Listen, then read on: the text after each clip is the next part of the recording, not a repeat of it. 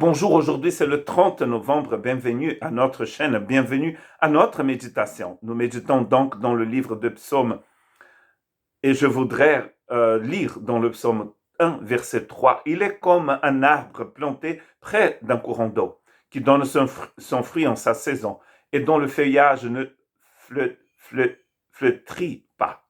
Point.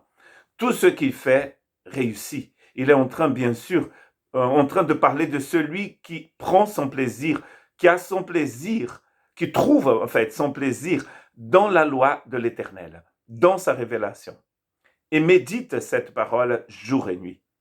D'abord, cette personne ne marche pas selon le conseil des méchants. Il ne s'arrête pas sur la voie des pécheurs et ne s'assied pas en compagnie des moqueurs. Et il médite la révélation divine, la loi divine, la parole de Dieu. Dans le livre de Galates, nous allons trouver une relation entre, en fait, cette personne justifiée par la foi et le fruit de l'Esprit Saint. Galates, chapitre 5, versets 22 et 23, n'est pas une liste exhaustive. Nous allons trouver d'autres qualités de l'Esprit Saint en Colossiens, en Éphésiens, dans Romains. Et ici, nous avons, c'est la liste la plus connue, elle est au singulier, le fruit de l'Esprit Saint. Le fruit de l'Esprit Saint, c'est l'amour, c'est la joie, c'est la paix, la patience, la bonté, la bienveillance, la foi, la douceur, la maîtrise de soi. La loi n'est pas contre ces choses, nous dit le verset 23. Regardez bien que c'est une liste au singulier et qui commence avec l'amour de Dieu, avec l'agapé de Dieu. Le fruit de l'Esprit, c'est l'amour de Dieu. Christ est en nous, son amour est en nous, donc le fruit de l'Esprit, c'est son amour. Jésus, dans Jean chapitre 15, va nous donner une leçon très importante, va nous expliquer quelque chose de vital pour la vie du chrétien.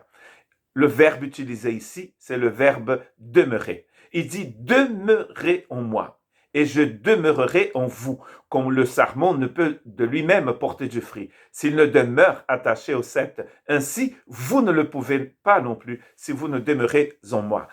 4 fois le verbe demeurer dans ce seul verset. C'est la condition sine qua non. Si nous ne demeurons pas en Christ, nous ne pouvons pas produire son fruit. Vous ne pouvez pas produire agapé. Il est impossible. Romains chapitre 5 nous dit que c'est le Saint-Esprit qui nous donne justement agapé. Et dans le même chapitre, dans ce même chapitre, 5, Romains 5, verset 1, il dit « Étant réconciliés par la foi, nous avons la paix avec Dieu. » Donc c'est la réconciliation qui va nous introduire dans la justification par la foi, d'ailleurs c'est le contraire, la justification par la foi nous introduit dans la réconciliation, nous recevons le Saint-Esprit, nous recevons la vie du Christ, et un jour nous allons commencer à produire le fruit de l'Esprit. Vous savez bien que le mot fruit, c'est aussi synonyme de résultat. Le fruit, c'est le résultat de notre vie avec Jésus. Si je reviens au premier psaume de la Bible, l'arbre planté près d'un courant d'eau donne ce fruit en sa saison. Il donne son fruit en sa saison. Le temps venant, si on reste attaché au Christ, nous allons produire du fruit. Pas mon fruit, pas notre fruit. C'est pas votre vie améliorée. C'est pas ça.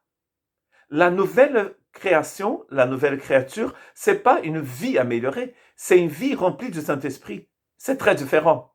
Il n'y a pas photo. Le fruit de l'Esprit, c'est le fruit de l'Esprit Saint en vous. Mais pour pouvoir produire ce fruit, il faut que vous restiez attaché au Christ. Le fleuve de vie. Que Dieu vous bénisse.